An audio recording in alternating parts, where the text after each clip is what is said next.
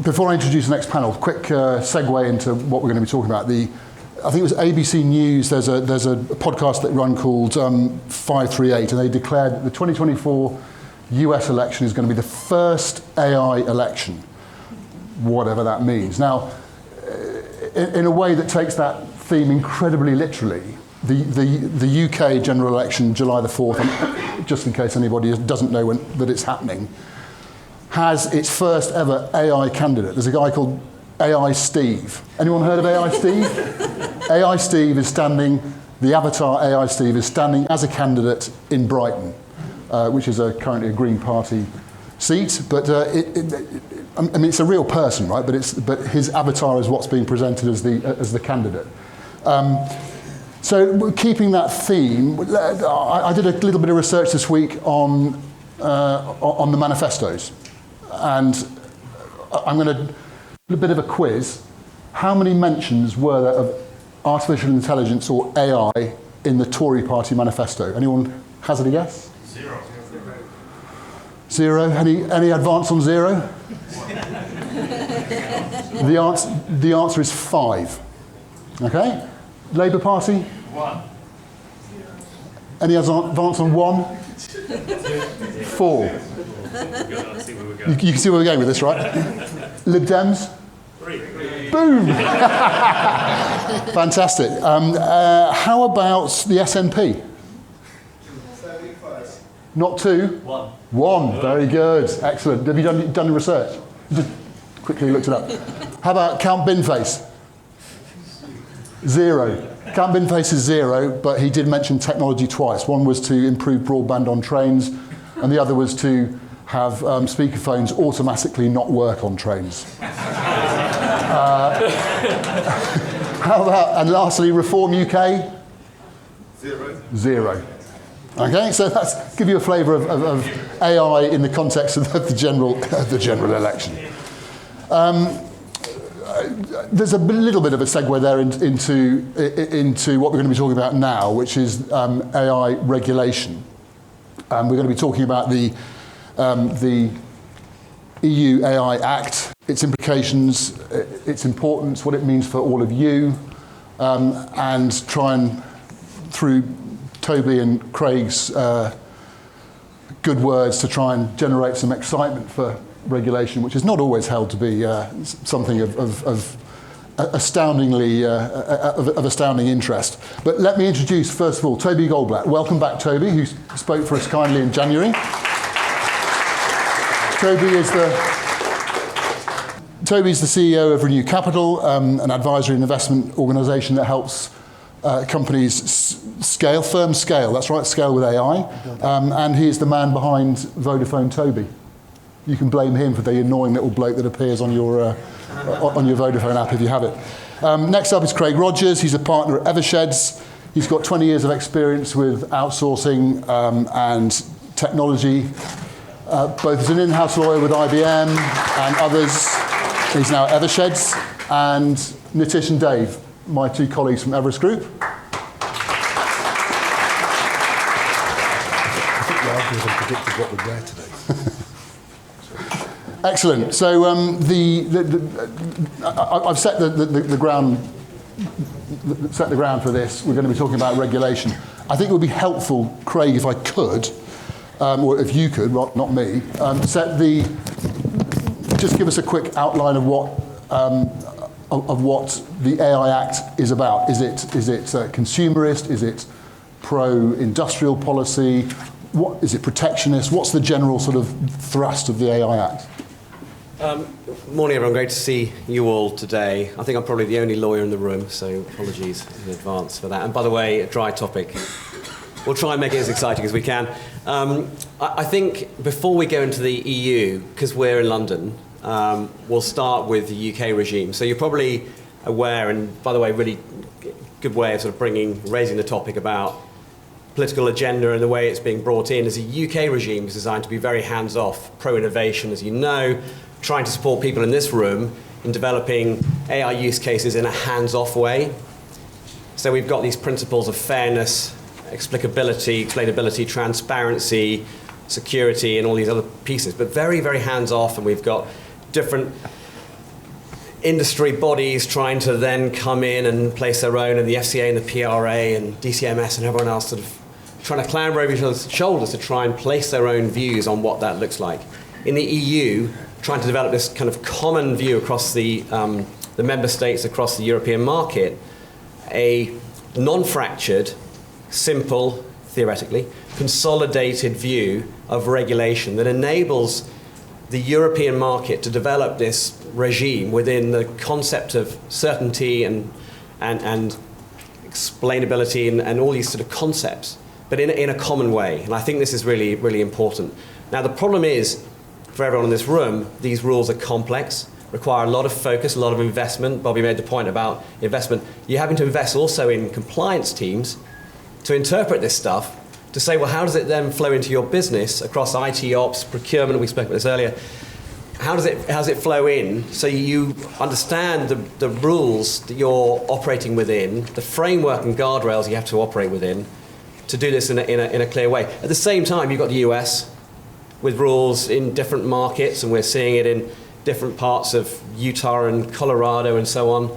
In Asia Pac, key places, so particularly Singapore and Hong Kong. So at the same time, you've got to understand, well, how do you interpret these rules? How do you ensure they work? How do you ensure you've got, for global organizations, a common framework to operate within? So, Julian, to your point, it is a prescriptive framework. We're seeing this in other areas. The GDPR, really good example. It's similar in that to some degree. DORA, NISD2. You've got these European frameworks. So you're having to sort of, well, how does this apply to our business? How does it apply to our customers and our clients? What questions are we going to be asked? And how do we develop this in a way that's workable for us, as compared to this kind of hands-off UK approach, just get on with it and do it, and we're going to be pro-business. So a very quick summary. The rules haven't yet been published, just to sort of be clear on that.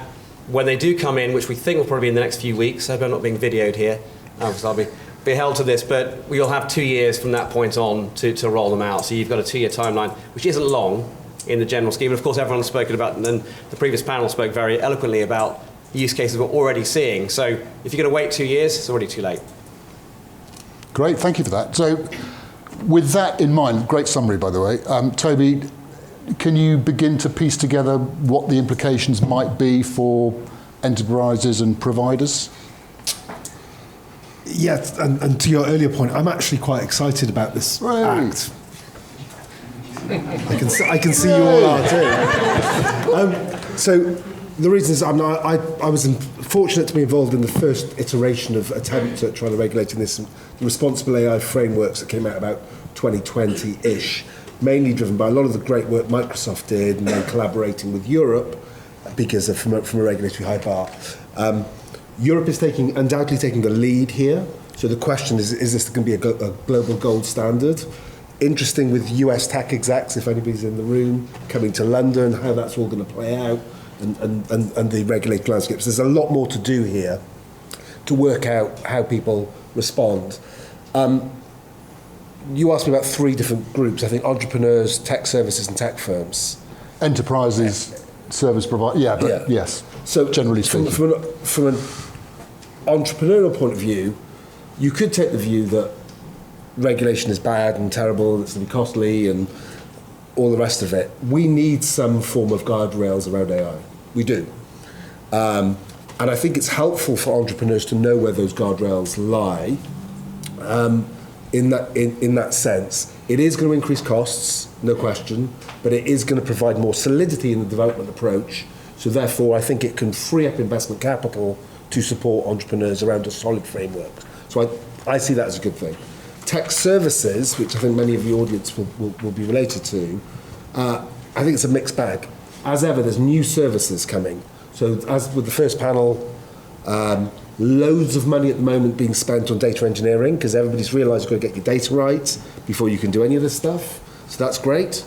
Lots of POCs because every CEO needs an AI use case in their annual report. So that's okay. And then there will be a load of compliance work around how do you build your AI policies. That money hasn't started yet, needs to start being spent. But managed services will fundamentally change.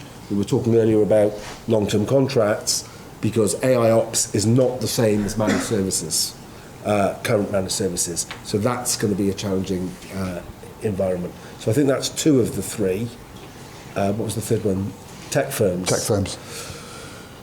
What did I say about tech firms? Tech firms, I think, are going to find it, again, increasing costs and opening more opportunities in certain areas where they can, and there was to open regulatory costs as well from a tech firm's point of view.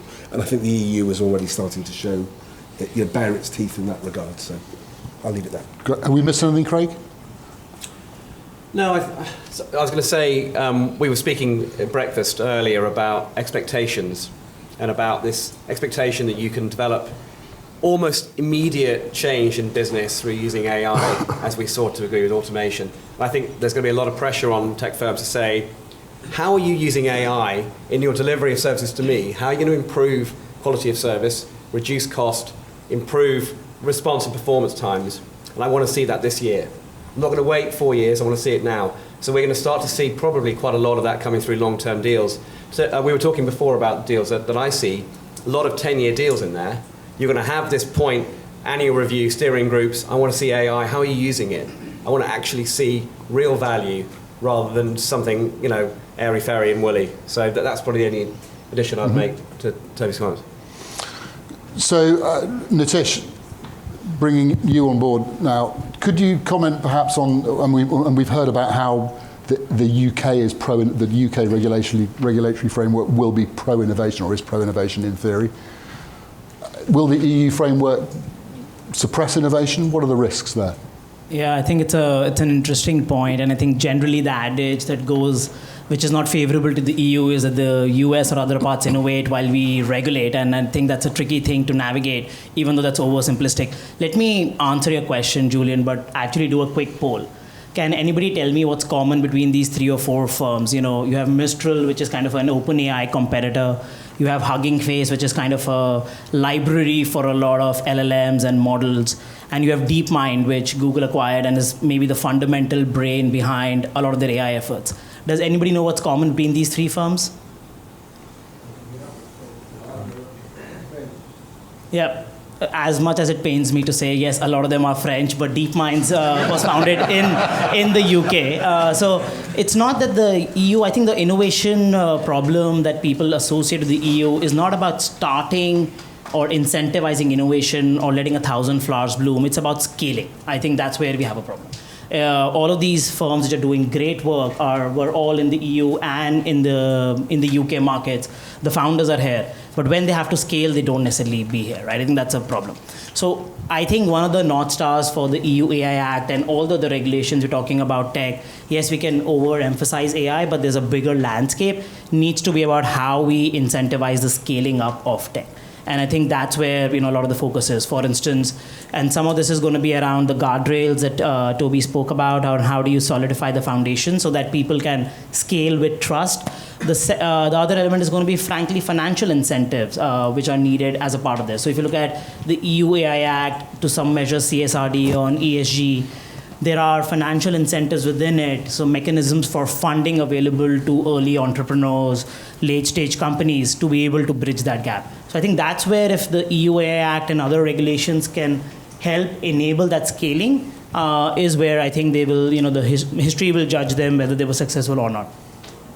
So if I look back into the very distant past and look at something like GSM, the digital standard for mobile comms back in the early 90s, which was part of a very clear EU industrial policy. Is this new AI, is the EU AI Act going to have the same impetus, Craig? What do you think?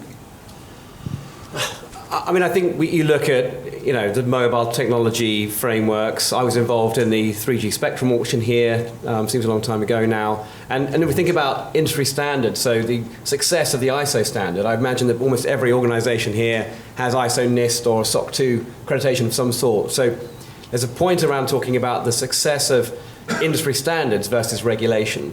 I think the point we're at now, and we saw it a bit with GDPR, and sorry, it's a slightly lazy reference, but setting the global standard, this point was made earlier, so the high watermark for global enterprises to look at and say, hey, does this actually kind of make sense? We want to make sure our data is safe, we know where our data is, that we can ensure it's available, we can use it for whatever use case or workload or application we need it for, but to operate within a common denominator. And I think what we're seeing now is the US, and by the way, I like the adage, innovate or Regulate, or regulate. But I think the US, and I've got a lot of US clients calling me up and saying, we're slightly struggling with AI Act, DORA, NIS. We're on a different trajectory, different journey, but we've got such a large body of customers and clients in the EU. That's a high watermark. We're going to start at that level and then dial it down for other markets. So I think what we are starting to see very much is that coming in as a common denominator in the way, and particularly for regulated entities, financial institutions, energy, oil and gas. They are having to go to that level anyway. Pharma and healthcare, they're having to go to that level anyway. So I'm not sure that answers your question, Julian, but hopefully it's a vague attempt to. We get partway there. I was just going to build on that to say, one of the things that I've got excited about the regulation is how do you practically implement as a company?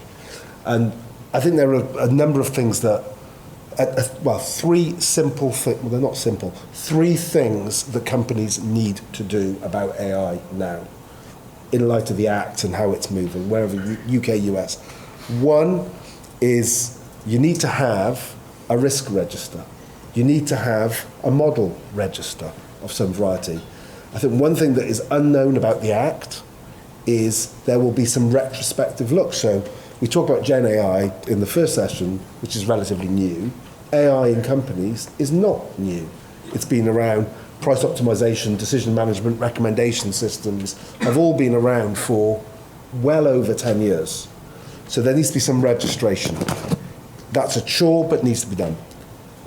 Some register of it. Second is you need a policy as a company and how you will deal with the trade-offs around that. That will, again, put you into the top 5-10% of companies. The third thing then is around compliance. There is an ISO standard now on AI systems that's just come out, which is alongside the Act. So compliance training, how you will enforce processes like human in the loop, stuff like that, that will all need to be documented. If companies can do those three practical things, they are well positioned to comply with both the Act, but also broader global legislative attempts in this area. And I think they're just doing good business. And that's the maturity to link with the earlier panel that is required to take use cases that are in pilot into production. Because with that, then, it's the same as GDPR, it's the same as responsible AI. CEOs and risk managers in organizations then feel confident about taking that next step alongside the financial challenges that were mentioned earlier as well. Okay. So I think those are three super practical steps that take it from a regulatory strategy and direction to a practical implementation. So with that in mind then, if you've got AI that is, to all intents and purposes, regulation ready, David, what are the opportunities? Yeah, and so actually it ties nicely into what Toby was saying. So feeling the dumbest person on this panel because everyone's an expert and I cover a completely different area, but I did want to come prepared. So I did a little bit of research, spoke to a few contacts I have in industry around, okay, if you've got regulation-ready AI, what do you see? What's the point of doing that? What's the advantage? And so definitely competitive advantage. So if you're able to say you are regulation ready, then it's going to put you ahead of your competition. So that's definitely one of the reasons people are taking it seriously and are starting to look at it. The other area is market trust. So I come from a sourcing background in the past, and you never want to be the first because you don't want to be the first because something could break, something could go wrong. If you can demonstrate that there's a market out there and people are going to be breaking new ground, then actually it builds a market. So being able to have regulation-ready AI and showing you've got that actually can build a market which then you can capitalise on. I think the third thing that we saw is around risk mitigation. So again, you don't want to go headlong into a particular area and then find out you've got back out. So as the regulation comes, starting to think about that now will actually put you in a better position moving forward. And then aligning with the innovation goals of the company as well, but then also global reputation. So one of the things that we talk about is obviously the EU may be the first to go, but often seen as being at the forefront of regulation. So if you're able to say you've got regulation ready, responsible AI, then actually it gets you ready for a global stage. If you've got a focus on the global stage, if you're meeting the EU regulations, you're probably likely to be able to be ready for almost anywhere else in the world. So those are some of the things that when I talk to contacts I have who are looking at this, by getting ahead of those things, it's going to put you in a good position against your competition. So your 3 practical steps, they're in place. Where's the opportunity after that? Anything that you wanted to add to what David said?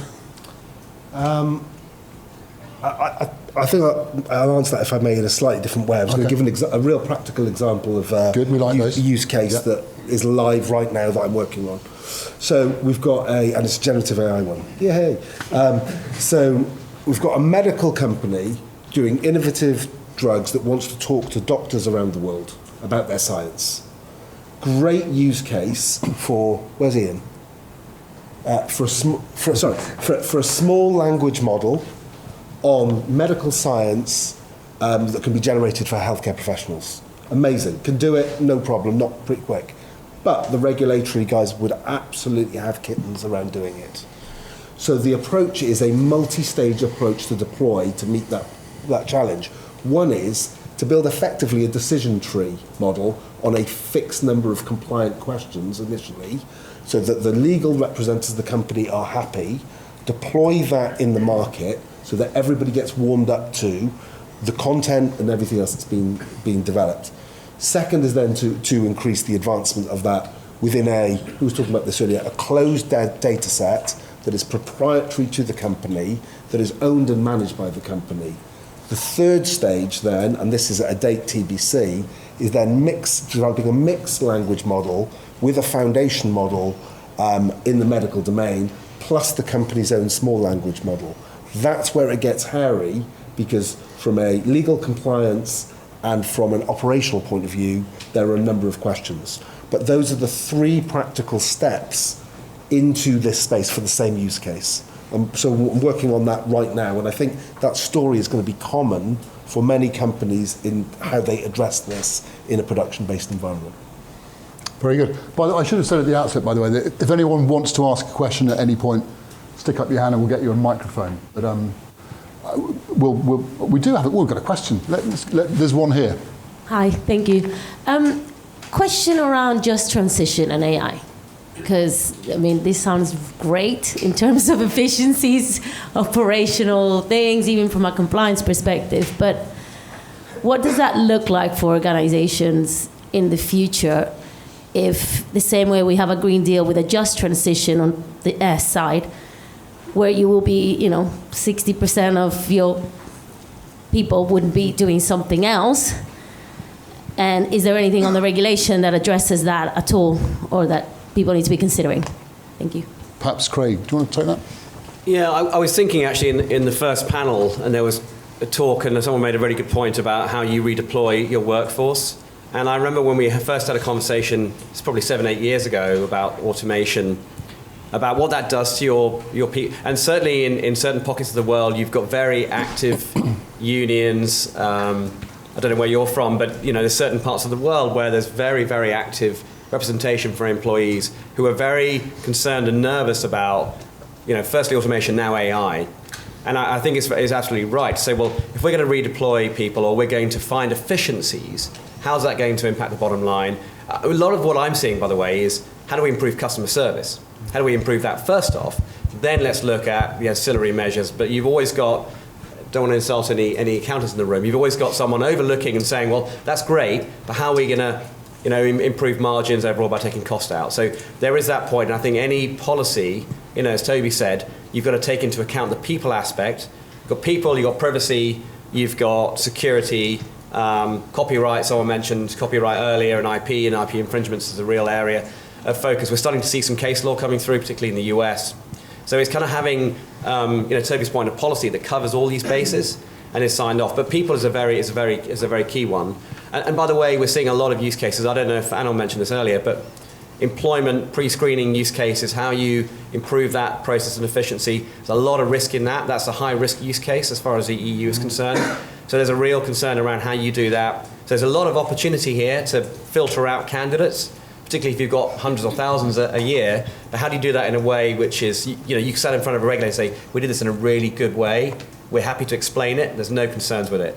before you then put it in production. Anyone else got a question at this point? We're going to take a slightly sideways step into ESG-related CSRD and CS3D. So, if anyone knows what that means, it's the European ESG regulation. So I'm going to ask Nitish, actually, to comment on the opportunities presented by that chunk of regulation.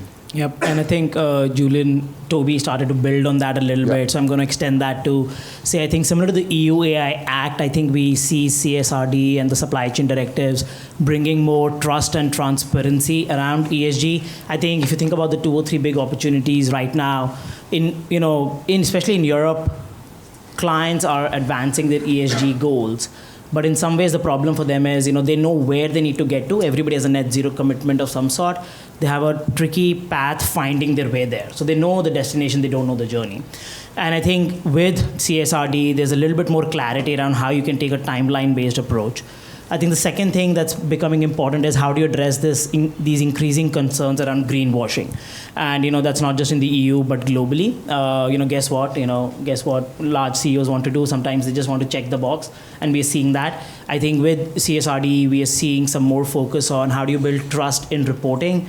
So again, to Craig's earlier point around everybody loving accounting, we have green audits as a part of this, but I think that will require a fundamentally different approach to, hey, that's another check in the box. And I think the third thing that's really getting to the heart of this is really you need to own and know your data. That impacts what you do on AI, but it also impacts what you do on sustainability, because a lot of people are doing scope 1 and scope 2, which is easy, but getting to scope 3 data and trusted, verifiable scope 3 data is tricky. And I think that's where the next holy grail is, and that's where you can actually create more of an impact. Can I just say that? And I think one of the things that interesting in this conversation almost points to a problem that we might have moving forward, because we've just spoke about ESG, but we've mostly spoke about the environmental side. And to the point about the people, actually, I think a lot of people aren't necessarily thinking about the societal impact of generative AI and how that fits into the ESG agenda. So not only thinking about the environmental impact of using the technology, but also what does it do, the people impact, what does that do? And I don't think there's enough discussion sometimes about that. My core work is a lot on call center, which is expected to have be massively impacted by generative AI. And you have to think about, well, where are all these people going to go and what are they going to do? And there will be some changing of roles. There will be some other deployment and new skills that are required. But it could displace a lot of people, and in a lot of countries that have relied on contact centres. So you have to think about the S part of ESG, and I'm not sure if it gets talked enough about. Maybe we cover that again as another topic for breakfast briefing. There we go. Craig, did you want to comment on the ESG, CSRD? It's a great point Richard makes, actually. So I think people focus a lot, and Nitish, as you said, scope 3, for those who don't know what that is, essentially looking down your supply chain. So scope 1 and 2 are things directly within your control. 3 is supply chain. CS3D, which has only just been passed, it's scrambled its way through before the change of presidency of the European Union, will then have a major impact. And I think a lot of people, as Nitish said, are looking and focusing on net zero commitments 2030, 2040, 2050. How does that apply? If you think about your supply chain, that may account for 70, 80, 90% of your greenhouse gas emissions. There's a lot of talk about that. The people side, absolutely right.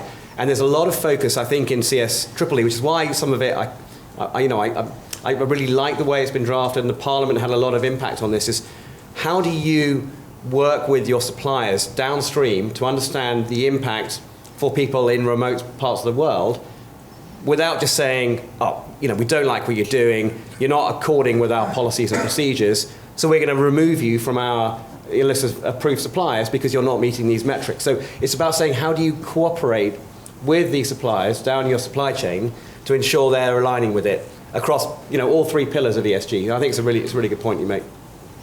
Very good. Yeah. Just to widen that point back out again, I think we have to look at AI as a transformational technology akin to digital back in the day, and the organisational impact. I think we're going to see a similar pattern, which is, what do we do? We're not quite sure. Let's appoint a chief AI officer, put all of the governance and initiatives around them so that we can control this stuff and then cascade it out into the organisation. And you end up with a fundamentally changed organisation with a fundamentally changed set of people with a different set of skills doing a different set of things. And that's from a more strategic point of view, but it's the same point around the supply chain associated with that. I think we are at that world, and that will start to be seen in 2025 planning, Nitish, do you reckon? Yep. And I think both these topics around AI and ESG, both on the people side, and you're right, and on the environment side are quite interlinked, right? If you look at Microsoft and any of the hyperscalers, again, not to beat them down, a lot of clients, when you work with them, they don't want to think of Gen AI as just another workload to drive up cloud bills and subsequently carbon emissions. Microsoft's finding out that all this Gen AI growth led to a 30% increase in the carbon emissions in the last quarter. So there are limitations around it. Also, then how do you think about innovation in green data centers as well as smaller LLMs? Yep. There's frankly an unhealthy obsession with how large your language model is, and that's not really helpful for anybody. So I think that's going to get a relook as well. Good. Well, we've got about 30 seconds left, so I'm going to ask each of you in turn to give me one thing that you would ask a new, I shouldn't say a new UK, the next UK government to do in the realm of AI. Oh, one thing. One thing, David. Should we talk about politics? No, No, AI only. This isn't the rest is politics here. Yeah, that's right, yeah. It's a good question. I didn't know that one was coming, to be fair. I mean, for me, I guess it would be to actually just not put a head of AI as some minister and as part of a portfolio, or give it to some minister without portfolio and say, now worry about AI. But it would actually be to take it seriously, but both from a regulation perspective, but then also the impact on the workforce. So don't want to keep banging on about workforce, but there's a lot of people employed in the sector that could be impacted by this. So it would be about taking it seriously, about what's also going to do job creation and skill creation as well. So are we training people coming through schools and colleges to have the right skills? So having that skill set to be Excellent. developed. So you want an AI czar? Good. No, yeah. Go along with the drug czar and the clean water czar and all the others. I like that term. I'm waiting for the new AI czar at large companies. Progress over perfection. I think we see a lot of over-analysis around a gold standard solution. This is a technology on multiple fronts, both in terms of demographics, the way the technology is moving, where what you know on Monday is potentially outdated by Thursday. So we need to move fast. So progress over perfection. Great. Craig. I mean, naturally I've got to be apolitical, but one thing I would say is how we consider the profile of the UK on the global stage. And one thing I think that most of my clients say to me is, we're drifting down across the Atlantic towards the US, then we're somewhere in the South Tasman Sea, and then we're back again. So where are we going to place ourselves, and how do we influence the regulation and laws that we all have to then comply with? And I think that acknowledgement of alignment, particularly with the EU as our largest, nearest trading bloc, has got to be a key feature of any future government. Thank you. Toby. I'm going to build on that and say Britain's opportunity is to be the data trading and clearinghouse of the world, regulatory, commercially, and we need to seize that opportunity to create value for the country and sensible policies for AI globally. Thank you very much. Great stuff. Could you just give our four panellists a big thank you?